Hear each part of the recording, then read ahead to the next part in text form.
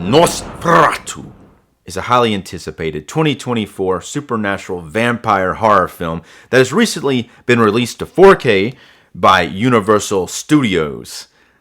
And we're going to talk about this release in this video. I'm going to review the film itself, and we're also going to talk about where it came from.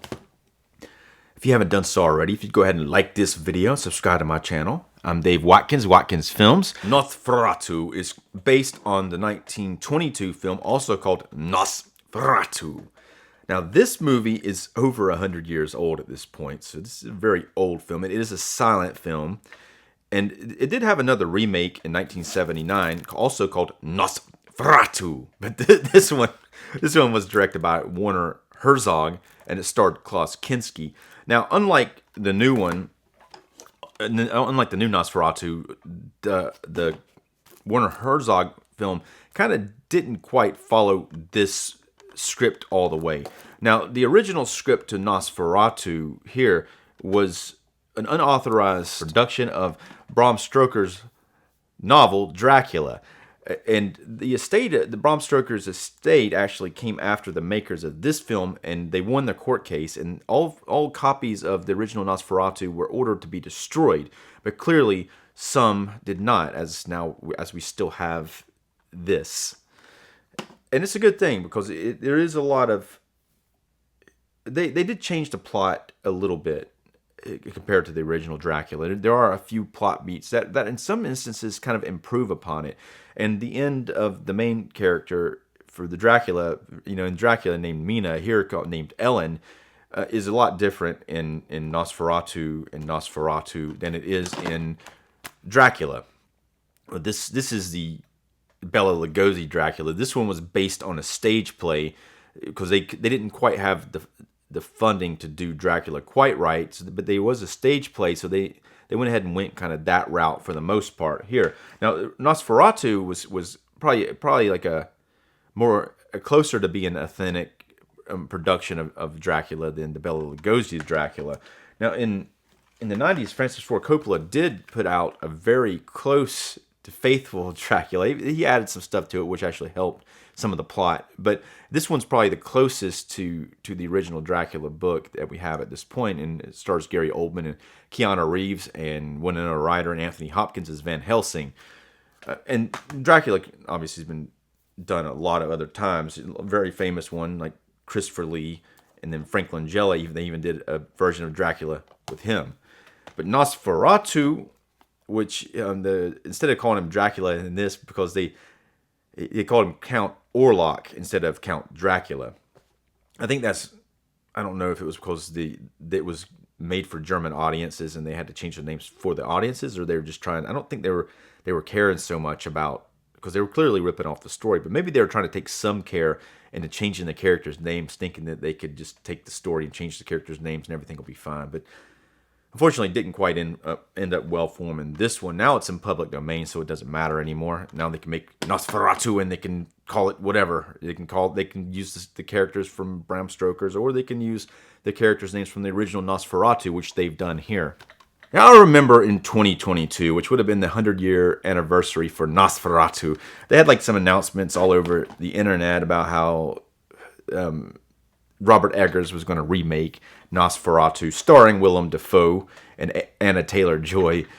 Anna Taylor-Joy is an actress that he uses in a lot of his films, like The Witch. I think she was originally supposed to be in this, but she's not. But Willem Dafoe had recently been in his film The Lighthouse. But the way that it was hilarious, the meme kind of read like Willem Dafoe's going to continue to play Nosferatu, like he'd been doing it the whole time. But Willem Dafoe did play Nosferatu in a movie called Shadow of the Vampire. It may have been kind of Dracula, but that was a pretty good movie. They really need to do a decent release of that. It'd be nice to see a 4K release of a Shadow of the Vampire. That'd be a good one. But that one's kind of a tongue-in-cheek one. It also has John Malkovich in it about the shooting of the movie Nosferatu and the bad stuff that happens to him while they're shooting it. And then this Max Schreck, who played Nosferatu in the original one, is Willem Dafoe plays him, and he turns out to really be a vampire. It's a pretty awesome film. So, but in 2022, that didn't pan out, and I think it may have been just an internet thing. They're trying to push it. So every time they kind of announced that Robert Eggers was going to do a Nosferatu adaptation. I thought it was a joke, and when they eventually did do it, I was like, okay, cool, they're really doing it.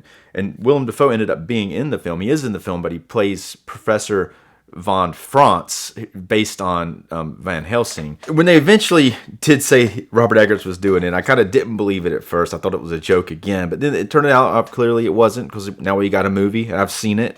A lot of people saw it in the theater. It did very well in the theaters. One of the best horror films of 2024. I've seen it on some people's, like, the very top of their 2024 list, and I think it probably deserves to be up there. It deserves to be up there pretty high. Now, this is a period horror film that takes place in Germany and the Alps and Romania area in 1838. One scene takes place in the early 1800s, but for some people, they may not appreciate period horror films. I like them myself. I'm a big fan, but I think some people might think that this type of storytelling may be slow.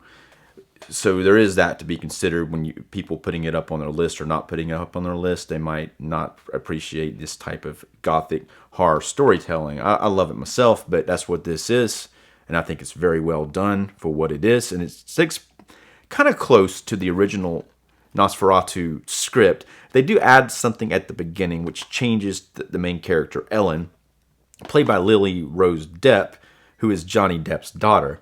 But her character at the beginning of this film kind of calls, she's lonely in her youth and she wants a guardian angel, and she accidentally calls this Nosferatu, Count Orlok, to come and drink some blood from her. So that kind of connects her to the creature.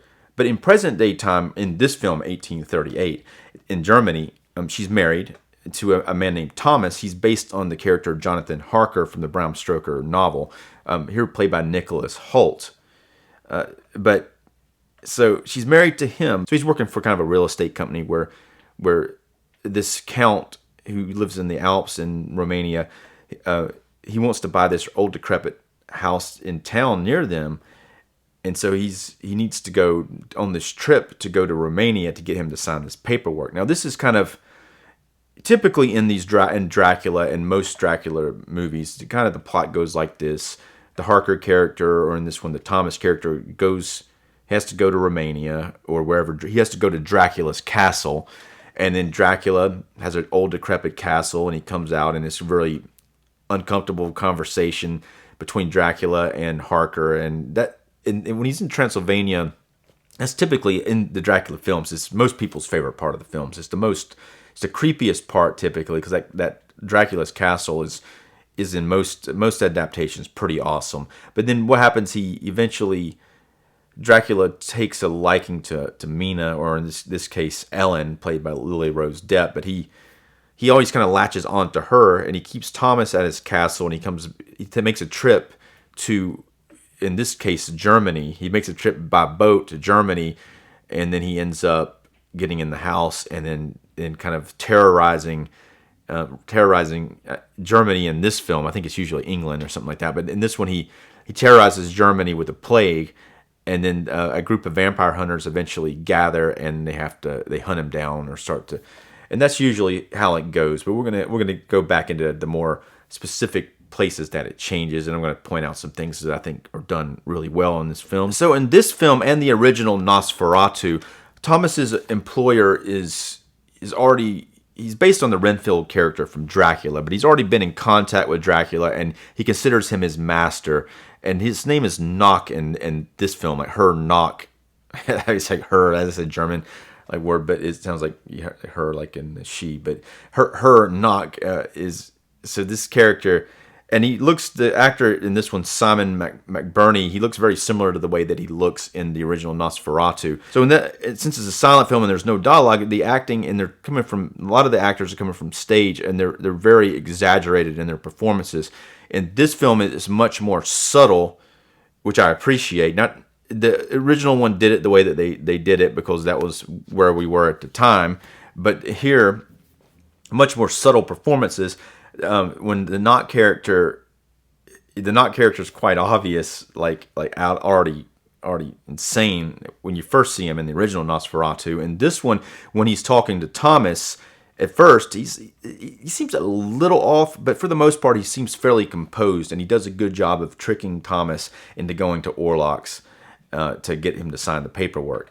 Now, when Thomas goes back home and he talks to Ellen, she feels something. She feels something's off because she has this connection already with Nosferatu from when she was young, and she feels something's off. She can't quite place it, but she begs him not to go. But he's got to go because he's been offered a lot of money to do this, and their future's kind of on the line here. I mean, the future's, he would have been better off not going, but he thinks his future here is to go there, make a lot of money, and then they'll have a very comfortable life the rest of their life. And so everything makes sense for his decisions, but unfortunately, it wasn't the right decision. But he goes there, and there's a journey there. It's a very, very nice journey. He goes through the Alps, and he ends up in a Romanian village, and there's a lot of Romanian people there, kind of vagabonds and all this, and they're dancing and singing, and he ends up having to stay there at night. And they warn him against going to the castle like they typically do, but he ends up going anyway. Then he gets there, and all this weird stuff happens. Like Dracula comes up on a coach, and you can't tell it's him, and then you see him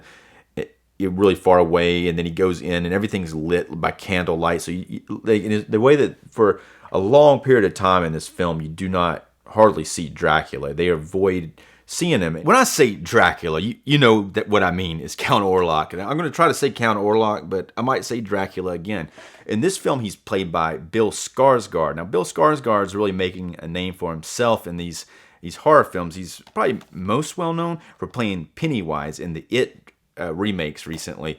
But I remember the first time I saw him, and I really enjoyed his performance, was on the Netflix show Hemlock Grove. But he also recently starred in the Crow remake, which apparently didn't do very well. And he's been doing a lot of horror stuff, and he does a really good job. And if you didn't know who it was, he disappears into this character, whether it be from the way that he acts or from the ridiculous amount of makeup that he's wearing. He also has a really big mustache, like a huge mustache, and he looks big most of the time. Anytime you see him on screen, he looks really, really big and really ugly, kind of monstrous. It's kind of an interesting way of doing this. But he also does an accent. It is like a Romanian type of accent that's really strong and kind of sing-songy sometimes, and it's kind of hard. Now, I did have some people say when they saw it in the theater, they didn't quite understand what he was saying most of the time. Now, I didn't have that problem because I just put the subtitles on and I was able to read everything that he says. But maybe if I didn't have the subtitles on, I may not have understood it. But he does speak in a way that's kind of like hard to understand. It's not quite it, but you kind of get the idea. But it's a very awesome way that he talks, and he apparently went through a lot of trouble to talk that way, and he completely disappears into this role, and you don't even know that it's him, even from the voice or anything. And it's quite scary, really. Even though this mustache, some people didn't like it, and I don't think it looks silly to me. That the original Dracula was described as having a big white mustache, but this, here they didn't go white with it, but it's kind of a brownish mustache. Maybe the white may have made him look more like Santa Claus or something, or an evil elf. But I don't think it looks like, some people were put off by it. I've talked to them or I've seen it written around online, but I wasn't. I thought it looked fine, and it worked for the character, and it made him really creepy looking. And in general, it's a very unpleasant version of Nosferatu in this film. So, and sometimes, like in the other films, like Bela Lugosi or Christopher Lee, even Gary Oldman, they kind of came off a little sexy. But here, there's no sex appeal whatsoever. So, in the original Dracula novel, it wasn't ever meant to be a sex symbol. I think it just kind of happened, starting from Bela Lugosi, and then like later on, when other actors were playing him, it became even more of a sex symbol, even like in the Dark Shadows, when the Barnabas Collins vampire.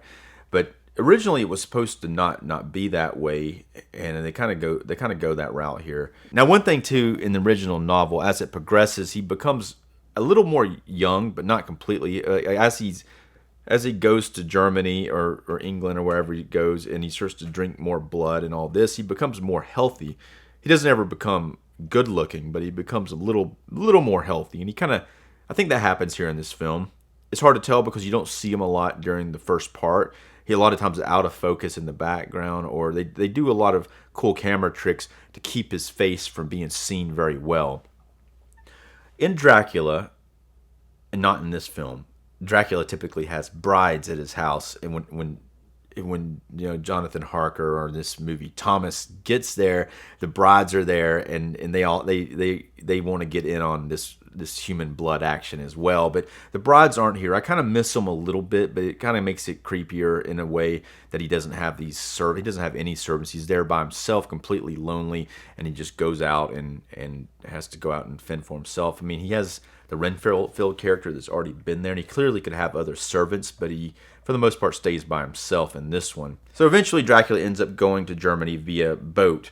At the same time, the Thomas character escapes from his castle. Now, this happens a lot earlier in this film. Now, instead of having the wives to kind of guard him, there's like these wolves there that he ends up doing the same thing that he typically does. He jumps out the window into the water, and then he gets away, and he goes into like a German village or Romanian village, and then they heal him, and then he ends up having to leave. But he gets back a lot earlier in this one. I think he actually gets to Germany before Dracula does, which doesn't normally happen in some of the other adaptations. So the Harker character, or in this one Thomas, that character is in this film more than most adaptations. A lot of times he's in it, but he's trapped in the castle for longer. But I think he has a longer amount of screen time in this one than normally. Now, for the part when Dracula's on the boat, which it shows pretty good here, and in the original Nosferatu, but there's a recent film called Last Voyage of the Demeter that covers that ship from Romania or whatever to Germany. In that whole, basically it's a whole movie set around that and all the weird stuff that happens on the boat. Very well done, and that's a 4K Scream Factory release. Eventually Dracula gets to Germany, and he brings with him kind of a plague, because all these rats are on the boat, and then they all get off the boat and they go into Germany, and a lot of people start dying from the plague. Even before he's there, though, he's able to contact this Ellen character because Thomas has a locket, and he gets his locket, and he's able to already start kind of messing with her, and she goes into like a weird delirium, and her friends have to take care of her. She eventually, by the time Thomas gets there, she's in a better state. But Dracula, or Count Orlok, starts to visit her, and he gives her an ultimatum. Either she decides to give herself to him, or he's going to kill Thomas and everybody else. And he gives her like that ultimatum, and then he goes and kills her friend and her little girls and all of this. Now, before that, there's a character, Dr. Severs, played by Ralph Ineson. Now, Ralph Ineson was in Game of Thrones some, and he was also in Robert Eggers' The Witch. And he does a really good job here playing Dr. Severs, who's based on the Dr. John Stewart character from Dracula.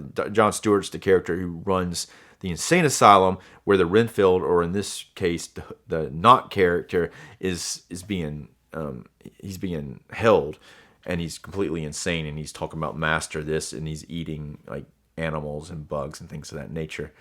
But Severs contacts Professor von Franz, played by Willem Dafoe, and Dafoe comes in, and he has a lot of knowledge about these supernatural folklore stuff, and he comes in and he starts to investigate, and he eventually figures out what has to be done, and it's not a good thing. But I do like the way Willem Dafoe plays this. He comes in about an hour into the film, and he's in it for the last half of the film. The film is about 2 hours and 12 minutes. Now there are two versions of the film here, on this disc. There's an extended version. It's only like 3 minutes extended stuff.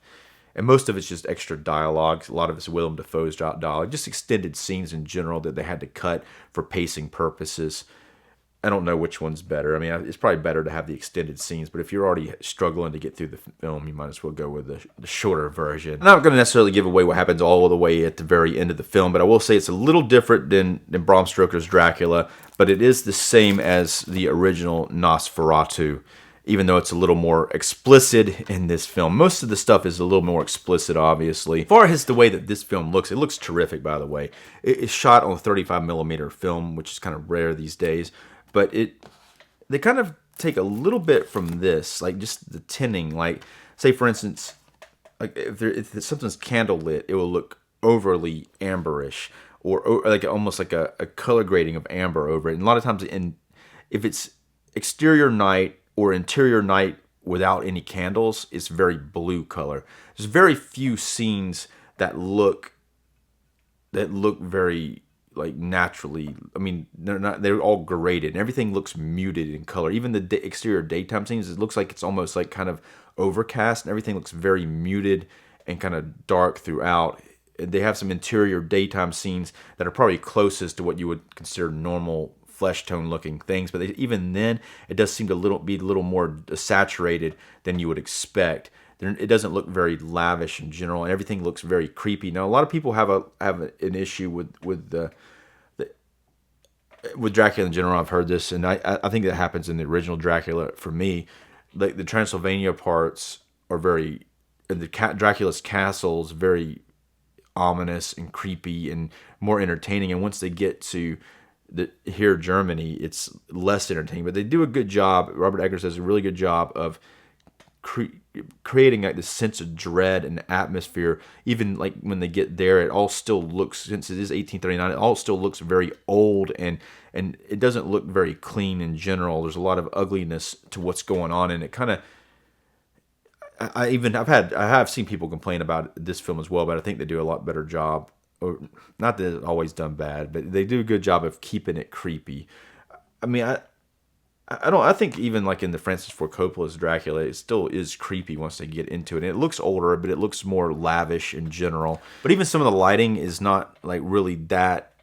It is almost like there's some kind of fog around everything, even like in a lot of interior scenes that take place in hallways and things like that. And it's just some kind of like the backlights kind of blowing out a little bit. And there's a lot of scenes where people's, the close-ups aren't not necessarily even close-ups, but you just don't see a lot of detail. But when you do have close-ups, and they are cleaner shots, you do see a lot of detail. But it's still, the 4K still helps here because you do have an HDR grading, which makes it look more lifelike.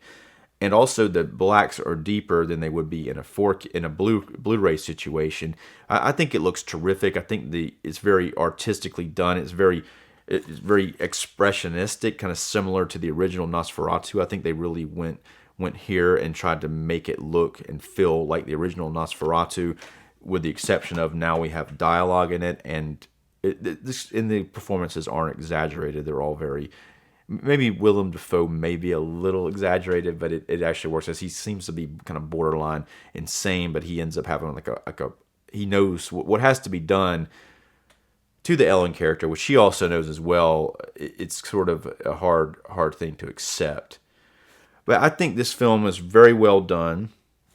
I'm going to go ahead and rate it. I'm going to give this film, I'm going to rate it for 1 being the lowest and 5 being the highest. I'm going to give it 4.5 stars. I thought this is a very damn good adaptation of Nosferatu. It's one of the better Dracula versions ever done. I probably like Francis Ford Coppola's better, and it's hard to compete with the Bela Lugosi's version because of Bela Lugosi, but I think this is definitely one of the best ones, even though it's not officially Dracula, it's Nosferatu, but I think it's very well done. As far as, I do like what they've done here with this. Here's a slipcover on the outside, and here's the same thing on the inside. I don't know if, like, you may not get a slipcover depending on when you order it. On the insert of this is just white. There is a digital code. And on the inside, you have 2 discs. You have a 4K and a Blu-ray disc. Very well done, and I'll give them 4 stars for this presentation. I mean, clearly you could do something more elaborate that would look something like this cell thing, or even better. But I think for what it is and the transfer, I even like the simplicity of the design of the poster. Very, very well done. Now, if you would do me a favor, if you haven't done so already, go ahead and like this video, subscribe to my channel. I'm Dave Watkins. Thanks for watching.